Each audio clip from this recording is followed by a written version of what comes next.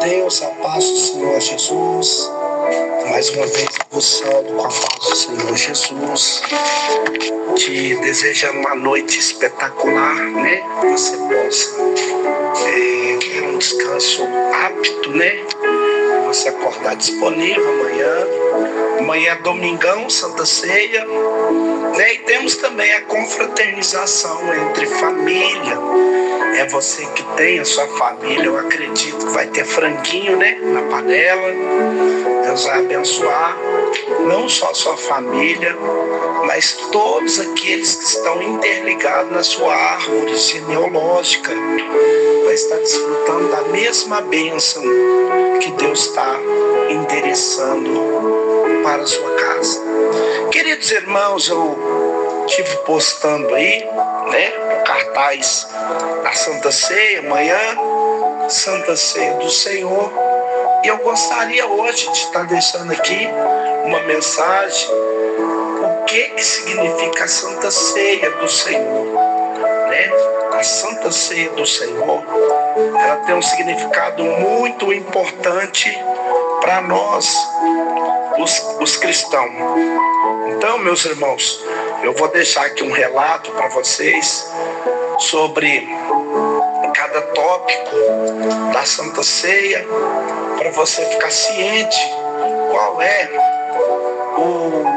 o hábito que todos cristãos tinham, né, de Santa Cear, de estar envolvido nessa Santa Ceia, né? E por que nós fazemos isso? Abra aí sua Bíblia em 1 Coríntios 11. Nós vamos no verso 17 em diante. Queridos, eu gostaria que você desse toda a sua atenção nessa palavra que vai ser lecionada aqui sobre você, sobre a sua casa, sobre todos os participantes. Eu creio que você já ouviu esse texto dezenas de vezes, né, antes da ceia ser celebrada, mas é importante rever sempre, porque a participação da ceia do Senhor é um problema, é um poder muito importante para a nossa vida, né? Nós temos que ter a compreensão adequada do que nós estamos fazendo, e a minha intenção é ajudar você sobre isso que nós vamos fazer. 17 a 22, dizendo: nisto, porém, que vos prescrevo, não vos louvo, porquanto vos ajuntais não para melhor, e sim para pior. Porque antes de tudo estou informado a haver divisões entre vós, quanto reunides na igreja. E em parte eu creio. A fé mesmo importa que haja partido entre vós, para que também vos aprovado seja conhecido em vossos meios. Quanto, pois, vos reunir no mesmo lugar, não é a ceia do Senhor que comeis, porque ao comer, cada um toma antecipadamente sua própria ceia. E a quem tem fome, eu peço que também se embriague. Não tens, porventura, casa onde comer e beber? Ou menosprezai a igreja de Deus, envergonhais o que nada tem? Que vos direi? Louvar-vos-ei? Nisto, certamente não vos louvo, porque eu recebi do Senhor que eu também vos entreguei. Que o Senhor Jesus, na noite que foi traído, tomou o pão, tendo dado graça, partiu e disse: esse é o meu corpo, que é dado por vós, fazei isso em memória de mim. Por semelhante modo, depois de haver ceado, tomou também o cálice, dizendo: esse cálice é a nova aliança do meu sangue. Fazei isso todas as vezes que beber, em memória de mim. Porque todas as vezes que comerdes desse pão e beber desse cálice, anunciai a morte do Senhor até que ele venha. Por isso, aquele que comeu o pão ou bebeu o cálice do Senhor indignamente, será réu do corpo e do sangue do Senhor.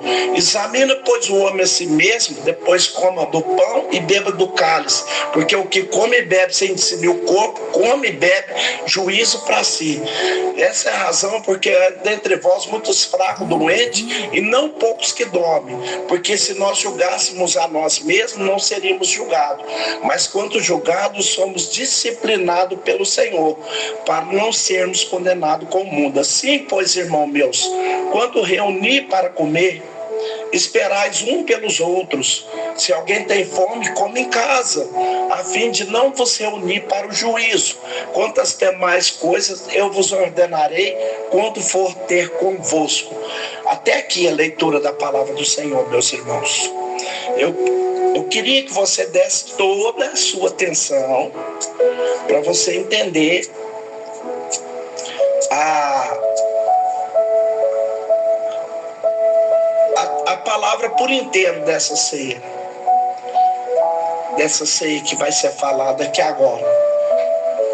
É coisa de admirar, meus irmãos, né? E a gente vai entender por quê, né, que Paulo chegou a falar dessa forma, né, com a igreja que ele estava ali dirigindo. Eu quero que você prestasse bastante atenção. Você já teve a experiência de compartilhar um pouco da sua comida com alguém? Às vezes em casa, ou na escola, ou na rua. É muito bom, né? Quando você pega aquilo que é nosso, né? Da nossa alimentação, e a gente distribui, compartilha com outras pessoas. Você sabia que um dia Jesus fez isso? Ele estava com seus discípulos, era uma noite, e havia na mesa um cordeiro e um pão, tinha uma erva amarga, eu nem sei qual é o nome, né? Erva amarga é o que eu tenho mais informe aqui. E tinha um cálice com um pouco de vinho. Aí teve uma hora lá que Jesus pegou o pão e distribuiu com seus discípulos, depois que cada um que pegou o pedaço de pão, cada um pegou um pedaço. Depois que Jesus terminou, ele pegou também o cálice onde tinha bebida e ele passou para os discípulos e disse que eles bebessem. Só que o que Jesus fez foi diferente do que você já fez um dia com seu amigo compartilhando o pão. Porque Jesus, quando ele deu o pão, ele falou assim: esse pão é o meu corpo. E quando ele deu a bebida, ele diz: essa bebida é o meu sangue. O que ele queria dizer com isso, meus irmãos? É que ele ia morrer naquela manhã, no dia seguinte de manhã, Jesus morreu e ele derramou seu sangue na cruz do Calvário para nos purificar. O corpo de Cristo é a verdadeira comida para nós. E o sangue de Cristo é a verdadeira bebida. Mas eu não estou falando literalmente, eu estou falando, por exemplo, figuradamente. Isso significa que a gente, para alimentar o Espírito, nós temos que se alimentar de Jesus, o corpo dele, o sangue dele. Como que nós fazemos isso? Quando nós oramos, quando nós cremos em Jesus, quando nós esperamos e dependemos de Jesus durante o dia, e isso renova o nosso coração, fortalece a nossa fé. Então, meus irmãos, Jesus é o nosso pão e ele é a nossa bebida espiritual para a gente viver aqui nesse mundo. E para nós orar, meus irmãos, eu gostaria de fazer uma oração. Soberano Deus, é no nome do Senhor Jesus, meu Deus, que eu quero, nesta noite, meu Pai, orar pedindo que o Senhor fortaleça cada um dos meus irmãos. Não deixe que nada tire esse meu irmão da mesa da Santa Ceia. Jesus, que o Senhor possa abençoar poderosamente, meu Pai, a vida de cada um que vai participar da ceia amanhã. Não deixe que nada, meu Pai, tira eles do propósito do Senhor, em nome do Senhor Jesus, meu Deus. Aleluia, Jesus. Só o Senhor é Deus, aleluia. Irmãos, a parte mais fácil agora, vou falar com pessoas que fazem parte da mesa. Eu falei com pessoas que não têm tanto entendimento, né, com o público que tem menos noção do que eu estou tratando, né, e agora eu vou falar com outra parte. Eu gostaria que os pessoal que tenham noção maior sobre o assunto, né, se possível fosse, você até anotasse, né, alguns tópicos. Irmãos, que pastor melhor que pastor melhor havia do que o apóstolo Paulo. Mas, entretanto, essa igreja que Paulo fundou é a igreja mais complicada no Novo Testamento, que é a igreja do Coríntios.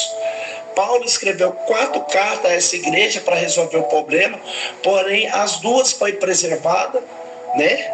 E algumas visitas em algumas delas, ele saiu muito triste de lá, e a relação dele com a igreja era uma relação muito tensa, já não sabe como realmente acabou. Mas um dos problemas que foi reportado ao apóstolo Paulo, que aconteceu na igreja, era o momento da celebração da ceia do Senhor. E era um momento extremamente complicado, a ponto de Paulo dizer, como vocês ouviram na leitura, que aquilo que ele estava fazendo não era a ceia do Senhor. E é nesse contexto que o apóstolo Paulo explica o que é a ceia do Senhor e como ela deve ser celebrada.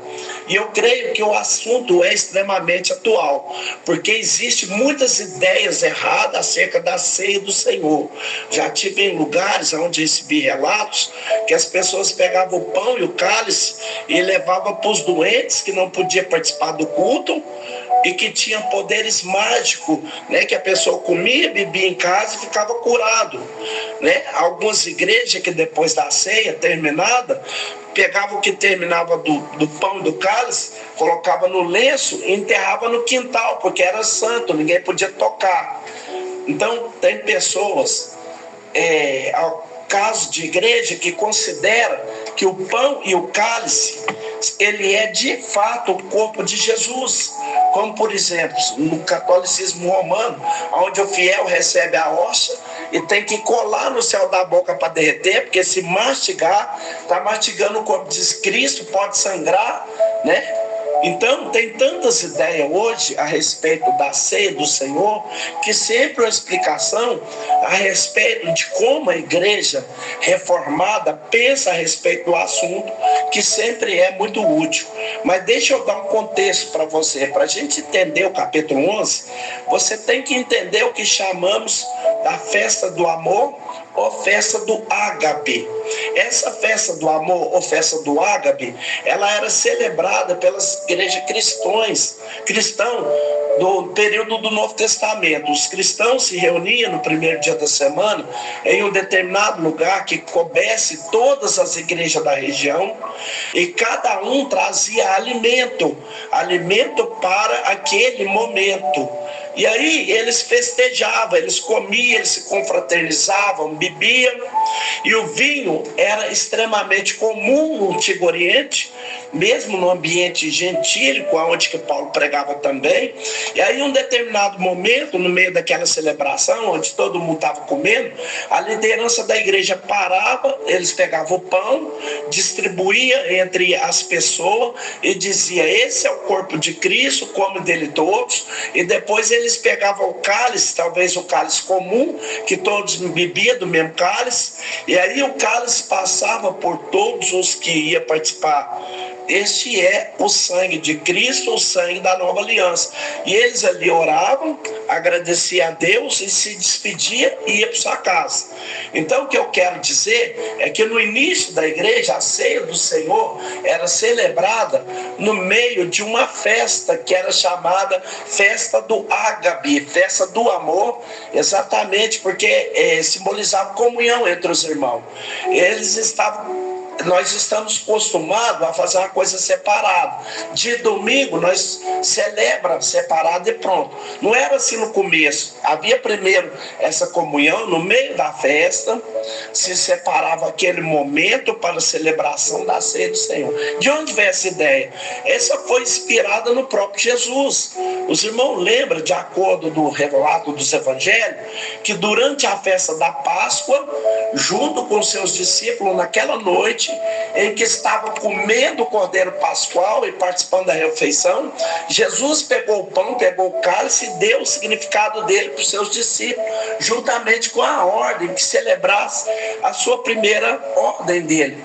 Então a ceia nascia aquela noite em que, no meio de uma festa, de uma celebração, Jesus instituiu os elementos que representam a sua morte.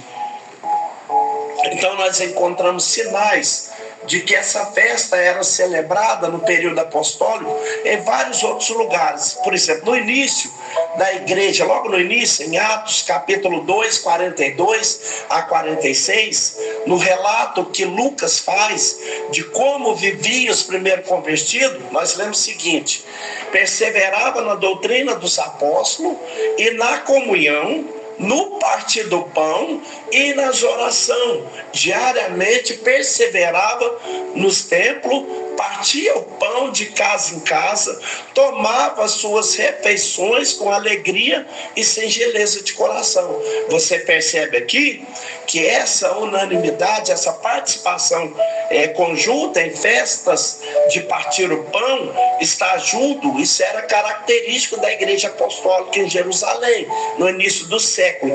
Aqui em Coríntios também, na carta que Judas escreve, Judas aqui não é Iscariote, ele diz o seguinte, falando com os falsos mestres que tinham se infiltrado nas igrejas: esses falsos mestres são como rochas submersas nas festas de amor que vocês fazem, banqueteando-se com vocês sem qualquer receio.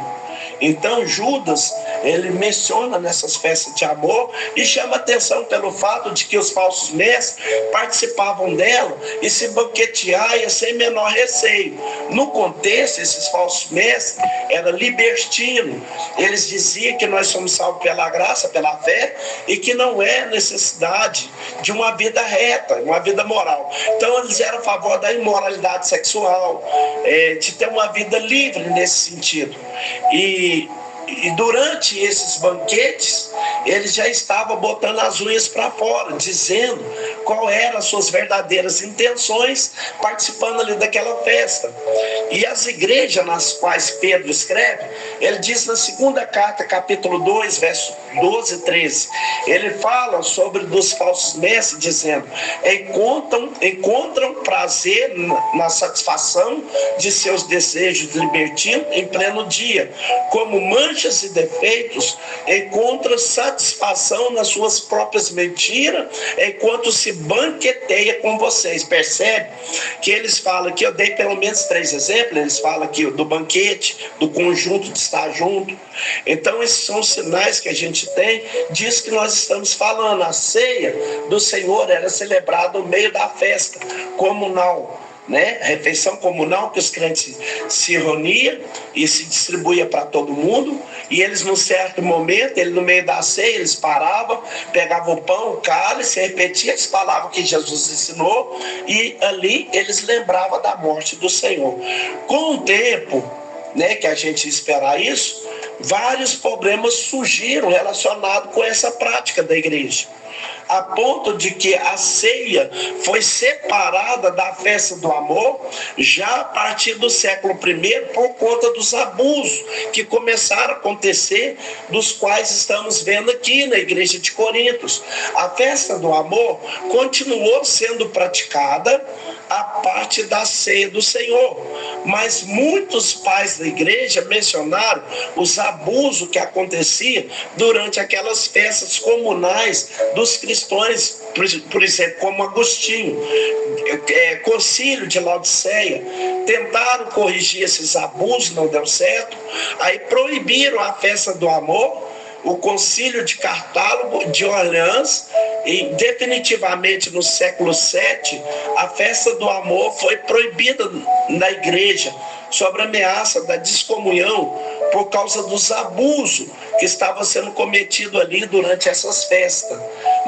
A natureza humana sempre corrompe as boas dádivas de Deus, que no correr da história morreu, e hoje nós temos simplesmente a celebração da ceia como um ato isolado, que no começo era parte de uma festa, de uma comunidade chamada Festa do Amor. Normalmente as igrejas do Ocidente fazem isso, embora ainda hoje no Oriente, na Igreja Oriental, ainda existe um resquício dessa prática. Agora vamos tornar o texto. Isso aqui foi para dar o contexto. Agora vamos para o texto. Qual o problema com os ágape, a festa do amor, na Igreja de Coríntios, que levou Paulo a escrever o que ele escreveu aqui?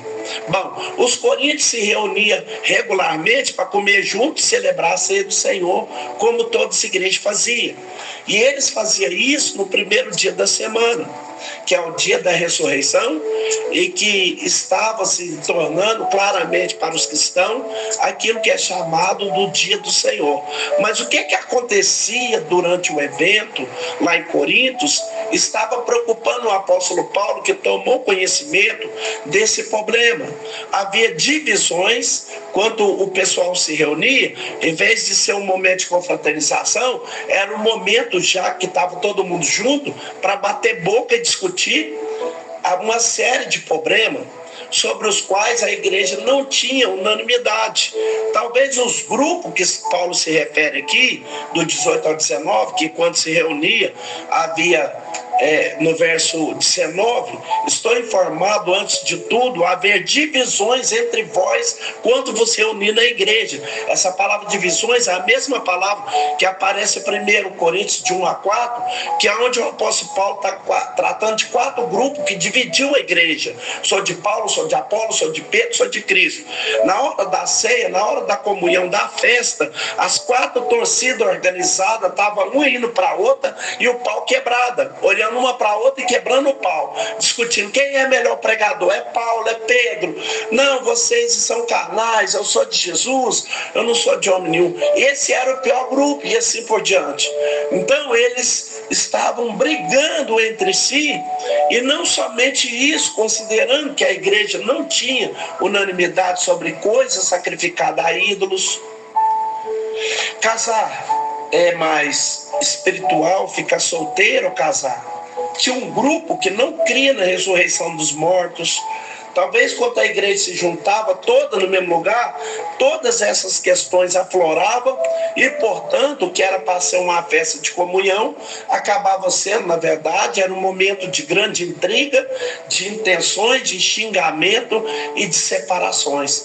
E Paulo tinha tomado conhecimento sobre isso pelos irmãos da casa de Cloe, né, como ele diz lá no início da carta, e ele diz aqui que no final do verso 18, estou informado a haver divisões entre vocês quando você unir na igreja, e eu em parte creio. Paulo aqui está sendo, ele não quer ser injusto, ele ouviu, ele não estava lá, ele ouviu o relatório dado pela família de Cloe, que a coisa estava feia na hora de celebração da ceia, e ele então apurou em questão de justiça, né? E ele não generalizou, ele falou, em parte eu acredito que isso é verdade, mas eu não acredito que todo mundo esteja envolvido, mas eu creio sim que deu problema, mas eu creio que não é todo mundo. Paulo procura ser justo aqui, que é uma coisa importante, porque às vezes a gente tenta generalizar, mas não é todo mundo que calça 45. Paulo, na verdade, ele diz, eu até vejo, se for verdade, eu até vejo essas divisões lá na igreja, essas brigas entre vocês, até como necessárias, né? Verso 19, até mesmo importa que haja partido entre vós, para que também vos aprovados torne-se conhecido de vosso Deus. Toda a igreja tem a paz do cemitério. Paulo tem gente descrente, fala que tem gente descrente, e eles vão continuar. Mas de repente, quando acontece um problema desse, uma heresia surge, um partido surge, um problema surge, então a verdade no coração, que às vezes fica lá no fundo do copo de suco de laranja, por exemplo, de maracujá, aí quando você mexe, o que está no fundo sobe. Essas discussões, esses problemas servem para a verdade que está lá embaixo, que nós somos realmente subir. E Paulo diz, é até importante que haja esse partido, essas brigas, para que os aprovados, aqueles que são verdadeiros crentes, se manifestem. Porque quando tudo parece muito bem, tudo é cinza. À noite todos os gatos são pardos, né? Então às vezes a luz da manhã precisa romper para que a verdade a respeito dos corações apareça. Paulo fala a respeito disso. O problema, meus irmãos, olha o que estava acontecendo na igreja de Corinto. Primeiro, alguns estavam comendo e bebendo antecipadamente, verso 21. Ao comer, diz, cada um tome antecipadamente a própria ceia, e a quem tem a fome, ao passo que também se embriague.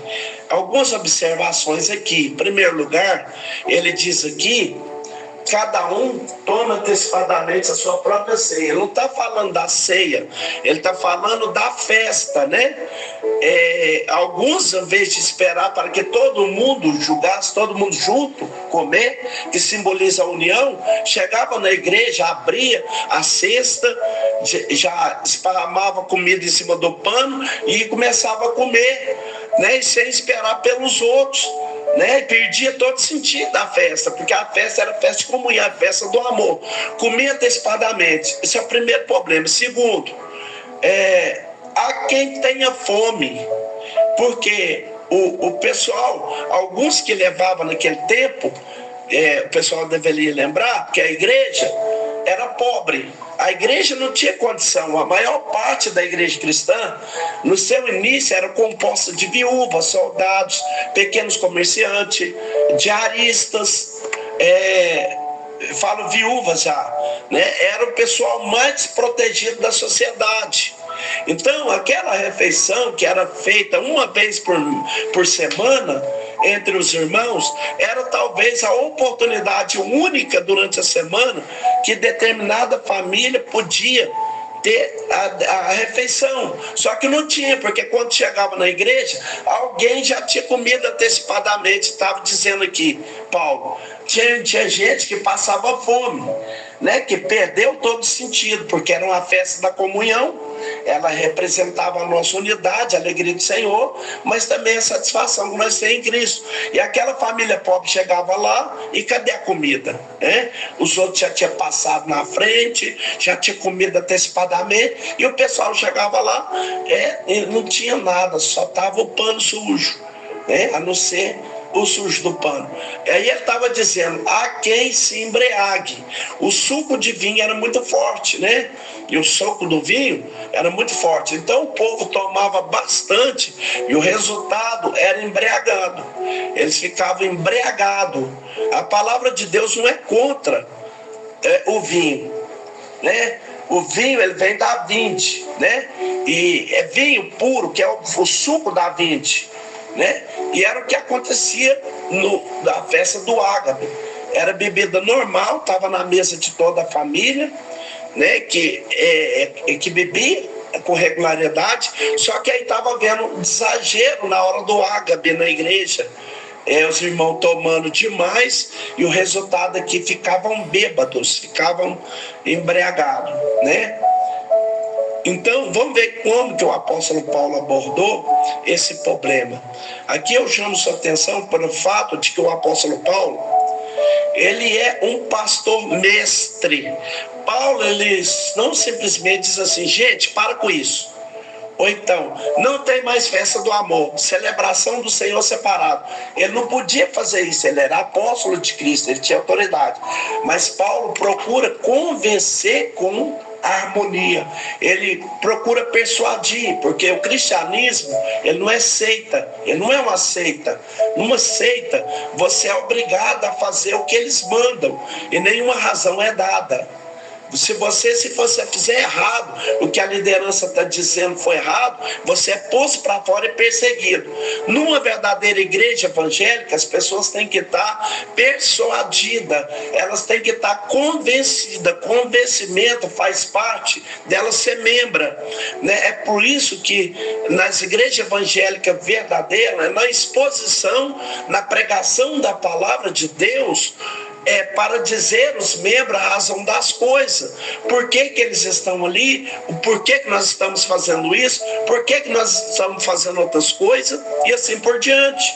Isso não é uma coisa que a gente tira da cartola tipo coelho. Isso é tirado da própria prática dos apóstolos e também dos demais escritores do Novo Testamento, pastores do Novo Testamento. Então Paulo vai explicar, ele vai tratar do assunto, ele vai tratar teologicamente por que aquilo tudo estava sendo errado. Essa é a abordagem dele, que nós vamos dividir o nosso texto aqui em 3 partes. Primeira parte, o apóstolo Paulo, ele diz qual é o problema. Na segunda parte, ele fala do que a ceia representa. E na última parte, ele faz aplicações. São 3 partes fáceis de seguir.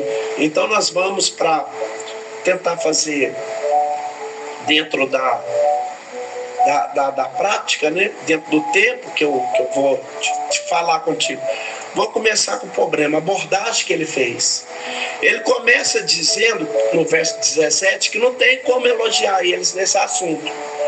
Né? Nisso, porém, no 17, diz que eu prescrevo, vai falar da ceia. Não vos louvo. Porque ele já tinha louvado a igreja em relação a outras coisas. Ele tinha tomado conhecimento de certos problemas. Algumas coisas, Coríntios estava comportando corretamente, ele foi e elogiou.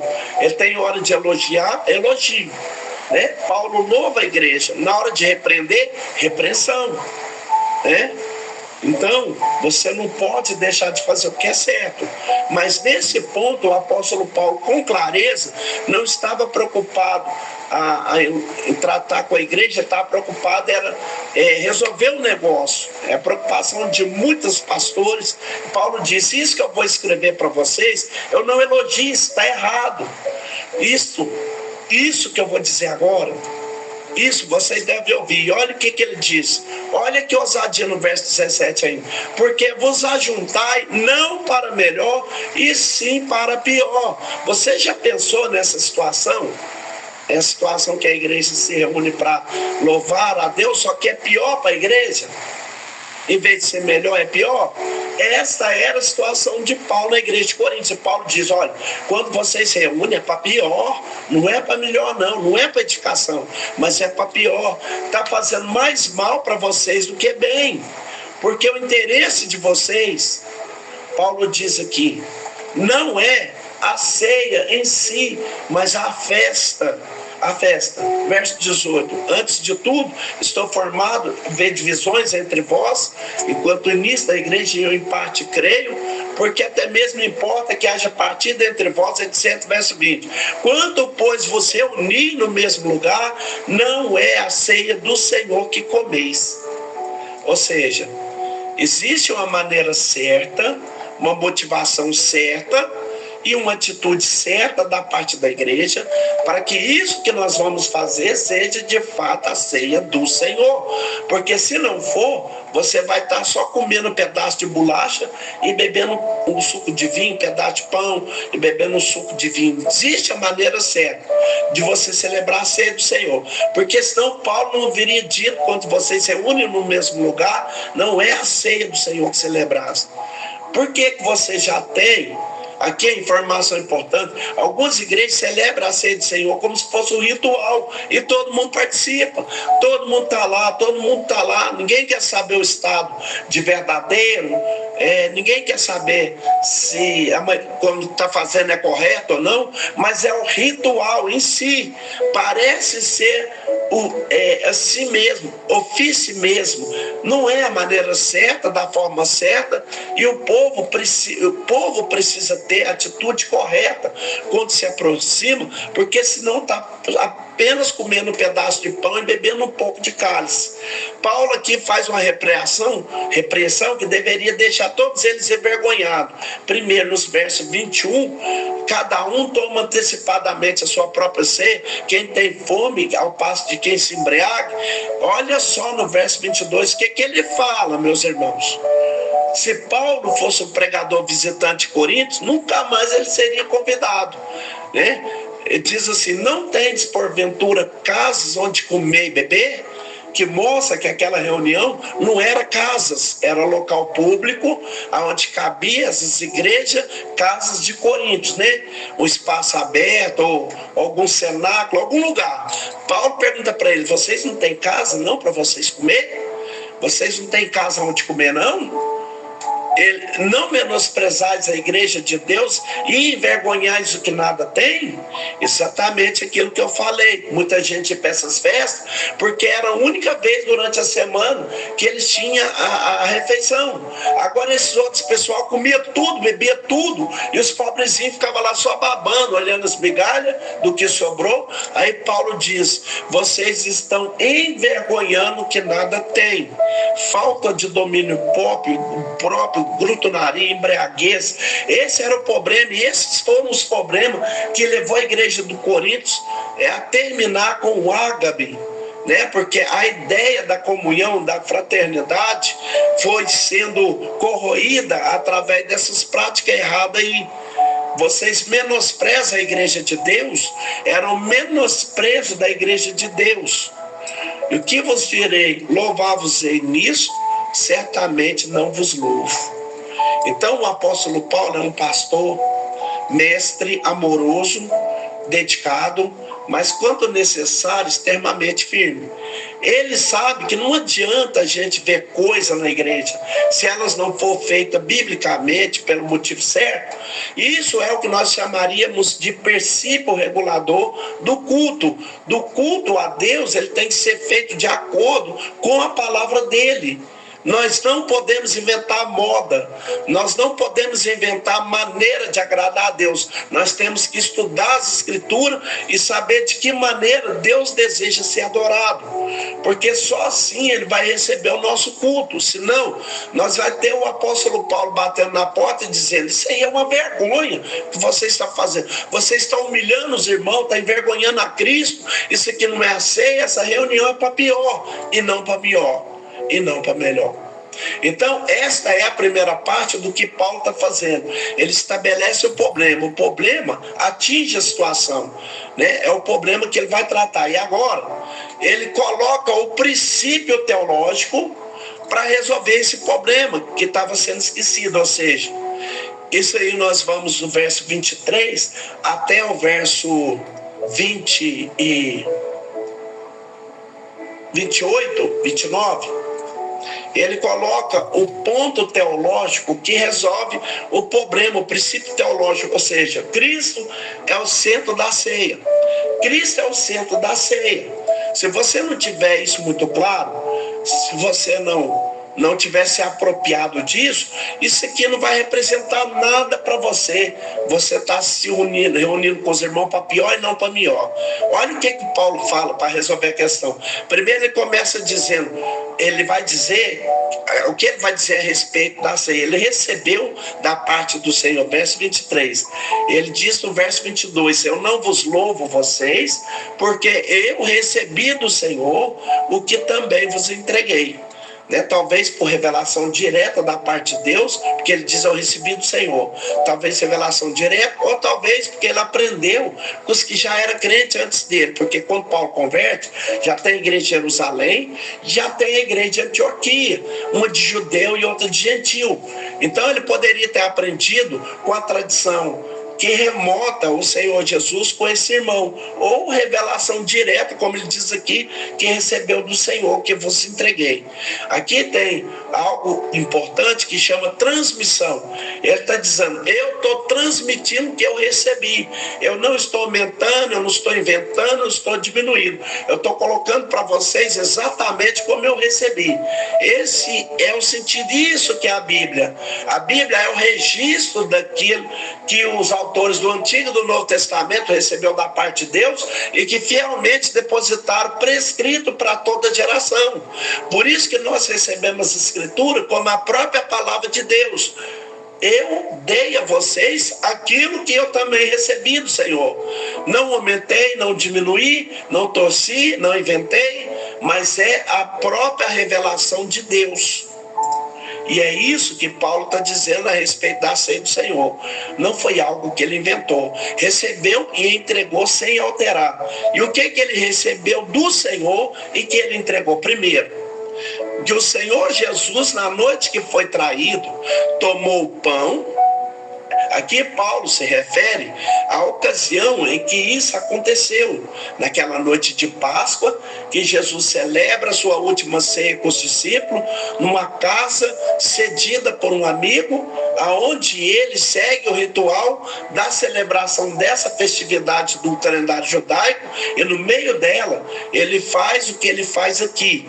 Então, a ceia, ela foi instituída na noite em que ele foi traído, na ocasião que ele foi entregue por Judas aos judeus. Segunda coisa que diz que a ceia sobre Cristo aqui é que os elementos apontam para ele.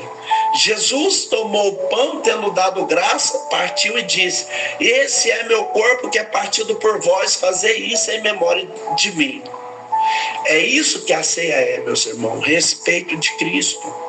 Aqui Cristo tomou o pão e diz aos seus discípulos: isto é o meu corpo.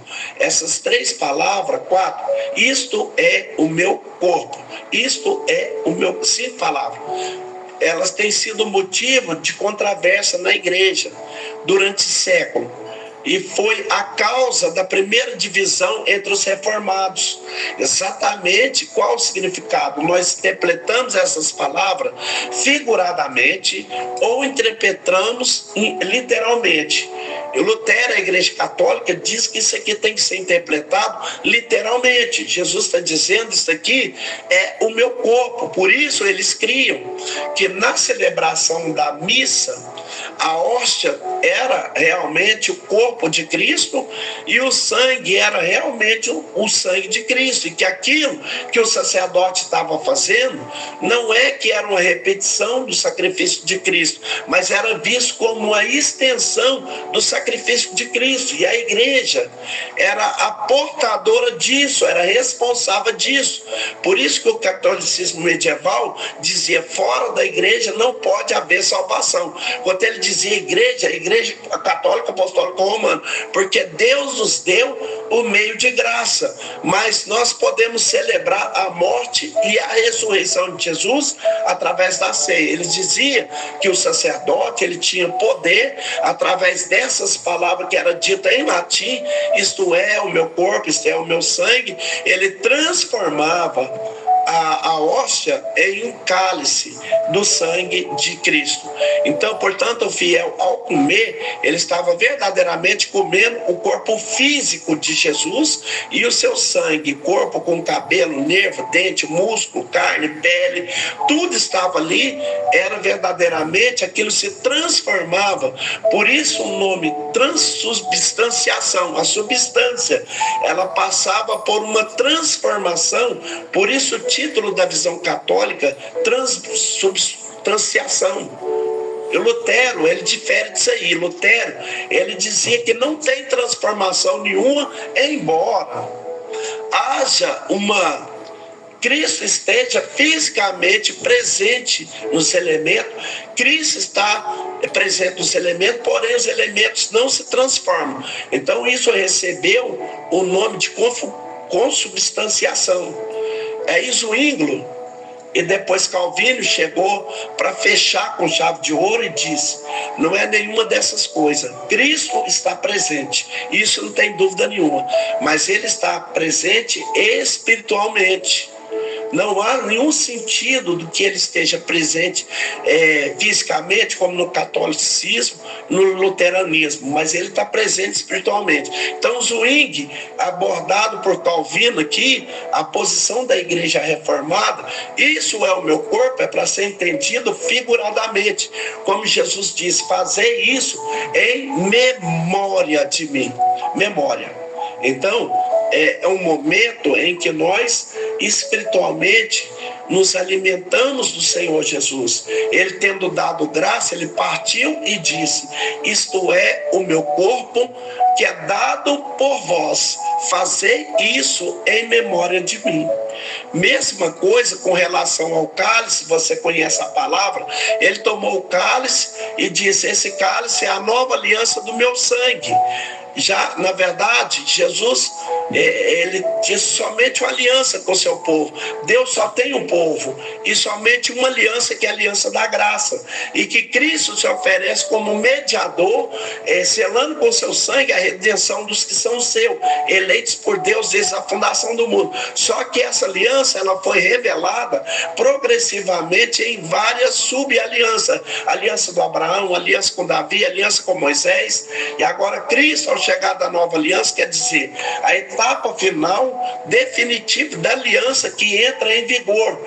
A etapa que entra em vigor dessa aliança, ela é selada com meu sangue, e que é derramado por muitos. Fazer isso todas as vezes que beberdes, em memória de mim. Então percebe o que Paulo está dizendo aos Coríntios, que já sabia disso? Quando vocês se reúnem, o alvo é Cristo. A comunhão é importante, a vida fraterna da igreja é importante, mas tudo gira em torno da pessoa de Cristo. O pão fala sobre ele, o cálice fala sobre ele, a ocasião fala sobre ele, é tudo sobre Cristo. São abaldísio, sempre foi e sempre será. E daí vem as derivações do que isso significa na prática para a correção de problema. Por quê? Verso 26. A razão por que devemos fazer isso em memória de Cristo. Todas as vezes que comerdes o pão e beberdes o cálice, anunciai a morte do Senhor até que ele venha. Dessa forma, a gente percebe que a ceia, na estrutura até a vinda do Senhor Jesus, é algo para ser feito sempre. A dúvida entre os reformados sempre é a frequência, sobre a frequência.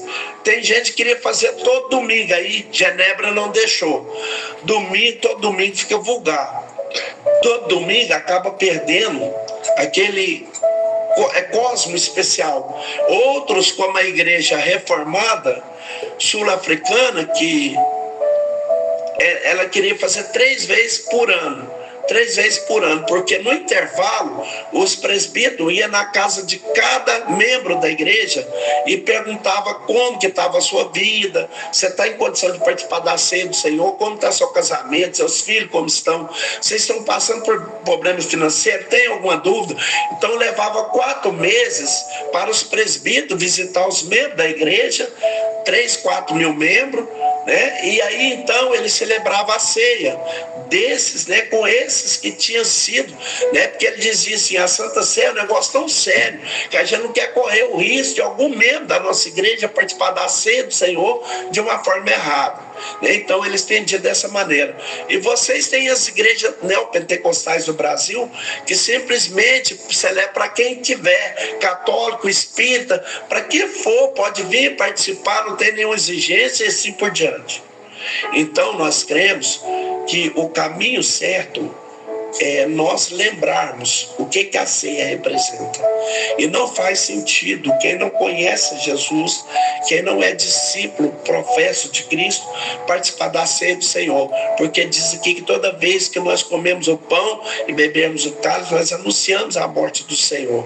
É isso que a ceia é. Ela é um anúncio da morte do Senhor até que ele venha. Agora vem as consequências. À luz de tudo isso, Paulo tira a seguinte conclusão para resolver o problema, relacionado aos conselhos na igreja. Por isso, verso 27, aquele que comeu o pão e bebeu o cálice do Senhor indignamente, será réu do corpo e do sangue do Senhor.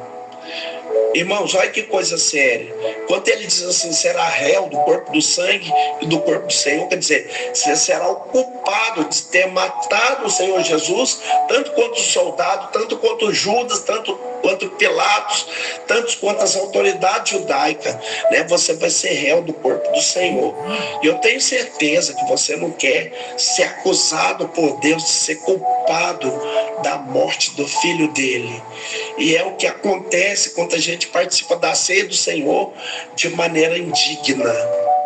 Todo aquele que comer do pão e do cálice indignamente, pão aqui, a palavra aqui é indignamente. Por muita gente, dignamente significa que você não pode estar em pecado. quanto você vai participar da ceia do Senhor. Eu não entendo que seja essa explicação, porque Paulo diz assim: examine o homem a si mesmo, e assim come do pão e beba do cálice. Se você vem participar, você deve examinar seu coração. Você deve examinar, e se você verificar que tem alguma coisa que deve ser colocada em ordem, reconciliar com o irmão, uma atitude que você tomou, pedir perdão a Deus, resolver sua vida com alguém, você pode ali silenciosamente, no momento que excede a ceia, confessar ao Senhor os seus pecados, tomar a decisão, colocar sua vida em ordem e assim participar da ceia do Senhor, precedido desse exame íntimo de suas ações, pensamentos, palavras e atos. Participar indignamente é você participar como os coríntios participariam. Eles tinham brigado, antes de celebrar a ceia, eles tinham brigado, eles tinham insultado uns aos outros, tinham cometido glutonaria, egoísmo, porque não deixaram nada para os outros, e estavam embriagados. Como é que eles podiam discernir a presença de Cristo ali? Porque Paulo disse isso aí no verso 29, quem come e bebe sem discernir o corpo, tem duas interpretações possíveis. O corpo aqui é a igreja. Quem come e bebe sem discernir a igreja. Por que ele diz isso? Porque a igreja estava sendo dividida pelos problemas e pelas brigas que eles estavam enfrentando. E a outra interpretação possível, eu acho viável. A mais correta é o corpo de Cristo.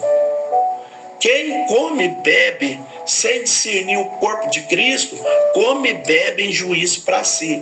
Ou seja, essa atitude certa é que os coríntios não podiam ver, porque eles estavam bêbados, tinham brigado, participavam da ceia, mas não tinha mentalidade espiritual apropriada. O coração deles estava cheio de mágoa. Por conta das brigas, por conta das dissensões, alguns estavam embriagados e não sabiam nem o que estavam fazendo. E não precisa estar só embriagado de vinho, pode estar embriagado de outra coisa qualquer. O que Paulo estava dizendo é que a atitude certa para você participar da ceia do Senhor é em fé e consciente e informado do que a pessoa está fazendo. Isso é o corpo de Cristo, isso é o sangue de Cristo. Ele deu sua vida por mim, derramou seu sangue por mim, para que eu vivesse uma vida santa. E eu creio nisso, eu recebo isso pela fé, E você participa dessa ceia em gratidão, você ter examinado seu coração, mas o encontro com Cristo ressurreto que está presente espiritualmente, nos elementos que você vai tocar. Os que comem e bebem sem discernir o corpo, come e bebe juízo para si. Já pensou? Nós chamamos a ceia de meio de graça. Ou seja, é uma das maneiras, é uma das coisas que Deus instituiu na igreja, através da qual Deus concede graça. Outro exemplo de meio de graça, batismo, participar e ouvir a palavra de Deus com fé, são meios, oração, são meios pelos quais Deus transmite a graça, dos quais o mais importante, o mais considerado e importante é a ceia do Senhor e o batismo, a ceia do Senhor em particular. Isso que é chamado de meio de graça, ele pode se transformar em meio de juízo. Como ele diz aqui, quem come e bebe sem discernir o corpo, come e bebe juízo para si. Eu creio que você não quer que isso aconteça com você. Algumas providências, Paulo recomenda então, para a igreja. Olha a explicação que ele dá no verso 30. A gente vê que ele está falando sério, é uma coisa que a gente não leva Paulo a sério. Eis a razão pela qual entre vós alguns fracos e doentes, e não poucos os que dormem. Dormir aqui é morrer, é eufemismo. E o Antigo Testamento usa a figura do sono como para se referir à morte, porque nós vamos voltar. Existe a ressurreição, Você adormece, mas acorda, mas nós morremos, mas nós vamos reviver. Então, por isso que a morte é chamada de sono, por isso que Paulo diz aqui, essa é a razão que há dentre vós muitos fracos, doentes, e não poucos que dormem.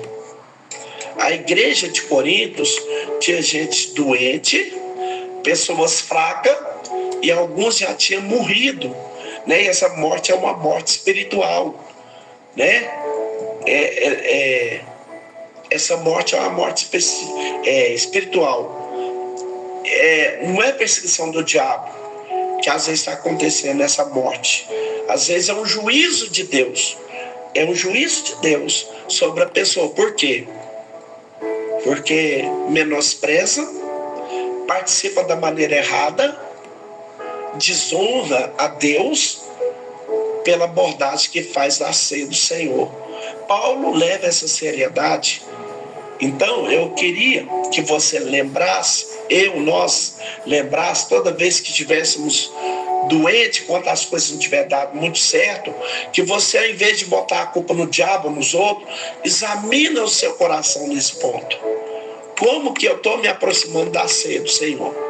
Será que eu não estou debaixo do juízo de Deus, porque eu estou profanando o meio de graça pela minha atitude, pela minha irreverência, em consequência de ódio, de briga, de contenda? E eu nem examino, eu nem peço perdão a Deus, eu nem coloco a minha vida em ordem diante de Deus? Verso 32. Mas quantos jogados por Deus, somos disciplinados pelo Senhor para não sermos condenados com o mundo. Paulo consegue ver a graça do Senhor nisso aí. Ele diz que tinha gente doente como resultado do juízo de Deus sobre a igreja, mas ele diz, é melhor sofrer o juízo de Deus e ser disciplinado para que no dia do juízo você não seja condenado com o mundo. Paulo, ele leva o amor de Deus com nós, como pai que ama tanto seu filho e que se disciplina, né, aquilo que o menino quer aprender. E Deus diz assim, você não quer aprender por bem, não? Então você vai aprender por mal. Aí vem o juízo de Deus sobre nós. Quando nós somos julgados, somos disciplinados pelo Senhor para não sermos condenados com o mundo.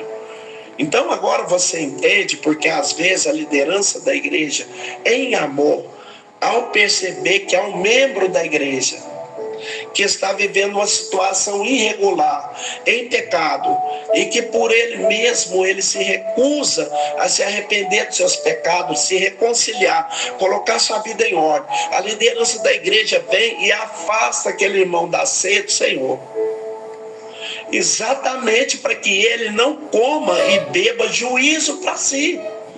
Como Paulo diz lá em 1 Coríntios, aqui 1 Coríntios capítulo 5, ele fala de um membro da igreja que estava vivendo em pecado, tendo relação com sua madrasta, a mulher de seu pai, e a igreja não estava fazendo nada. E Paulo diz, com esse vocês não deviam nem sentar para comer, né? E esse comer aqui não deixa ele participar da ceia do Senhor. É dentro do contexto da comunidade. Com ele nem comais, né? Às vezes a gente lê aquele texto de Coríntios 5, está falando, não convida ele não para sua casa. Não é isso. Está falando da refeição comunal e da celebração do Senhor. Não permita que ele participe, porque ele está comendo juízo para si. Está comendo juízo para si. Assim, Paulo termina. Vamos lá. Conclusão do apóstolo Paulo, verso 13, 33. Assim, pois, irmão meu, quando vos reunir para comer, esperai um pelos outros. Primeira coisa, essa passagem, quando ela é lida e entendida à luz da fé atuada pelos problemas, ela acaba se tornando a base teológica para a gente dizer na igreja, olha, todo mundo ao receber o cálice espera para comer, porque está escrito, espere um pelos outros. Só que Paulo está falando da ceia aqui, Paulo está falando do ágape. Ele não está falando, está errado a gente esperar. Ele só usa esse texto porque ele está falando do momento da ceia do Senhor, mas da festa do ágape. Então, meus irmãos, quando vocês for comer, esperem uns pelos outros. Se alguém tem fome, come em casa. Está com fome? Então não espera a festa do ágape, come em casa, um sanduba bom, né? Faz um x-tudo, ou um mexidão, né? Ou faz o churrasquinho, depois vai para a igreja participar, para que não chega lá devorando tudo e fazer os pobres, coitados, passar vergonha. Se tiver com fome, come em casa, a fim de não se reunir para juízo. Outras demais coisas eu vos ordenarei quanto for ter convosco. Então, vocês percebem que no mesmo contexto, a ceia do Senhor, o que ela representa, como ela deve ser celebrada, ela ganha o seu significado correto. Nós entendemos e vamos seguir a tradição da igreja. Ela separou as duas coisas por motivos óbvios. Nós não temos mais a festa do ágape, né? O que você faz no culto de Santa Ceia é a prática apostólica, né? Enquanto você faz em casa, né, é uma coisa, mas aquilo que você faz na ceia do Senhor não é comida, né? Vocês não podem brigar lá. Não pode ter sentimento ruim, mas tem que se aproveitar para reconciliar, para ter comunhão uns com os outros, para que quando você vir participar da ceia do Senhor, sejam irmãos queridos em Cristo, reconciliados. Segunda coisa, a importância de você entender por que a igreja zelosa com relação à ceia, ela é tão importante que é capaz de ser a razão do juízo de Deus através de doenças e sobre morte sobre a igreja. A igreja pode estar debaixo do juízo de Deus quando ela profana a ceia do Senhor. Por isso que nós temos que ter muito cuidado. Terceira coisa, eu não estou dizendo isso para impedir você de participar, né? Talvez você fale, meu Deus, depois disso que o cooperador N falou, não vou arriscar. Vai que eu não estou em situação como essa. Eu não estou dizendo isso para que você tome essa atitude. Eu estou dizendo isso para que você olhe e fale assim, que coisa maravilhosa, que grande privilégio que o Senhor nos deu, nós podermos ter esse meio de graça pelo qual somos realmente alimentados pelo Senhor Jesus e no qual Ele está presente. Eu quero participar. Senhor, a minha vida está diante do Senhor. Me perdoa isso, me perdoa aquilo que eu estou me lembrando agora. E eu preciso pedir perdão ao fulano, porque que eu fiz com ele. Terminado o culto, a primeira coisa que você tem que fazer é metanoia, né? Você tem que examinar o seu coração, confessa os seus pecados, toma as decisões que você tem que tomar e participe, porque é meio de graça, porque isso vai ajudar a restaurar você e ter comunhão com o Senhor Jesus. Então, meus irmãos, está aí, né, o ensino, a palavra sobre o total sentido da Santa Ceia. Então, eu quero que você agora faça o seu autoanálise. Amanhã, Deus permitindo, a gente vai estar na igreja, né, o presbítero vai estar lá. A gente não tem um rastreador de pecado, a gente não consegue detectar quem está certo ou quem está errado, né, para poder estar falando, não, você sim, você não. Não, nós não podemos fazer isso. Nem eu, que sou dirigente da igreja, e nem o presbítero, né, que vai estar lá distribuindo a ceia, ele não pode restringir da ceia. Mas você mesmo pode fazer seu autoexame. Se tem alguma coisa errada, amanhã você tem o dia todo, né, para reconciliar com quem você brigou, bateu boca, né? Se você está de mal do seu irmão, de sua mãe, de seu primo, de seu tio, liga, faça o reconciliamento para que você não tome de algo sagrado incondicional e venha atrair para o seu corpo o juízo do Senhor para a sua vida, tá bom? No mais, fica com Deus e a paz do Senhor Jesus a todos. Até amanhã no culto de Santa Ceia.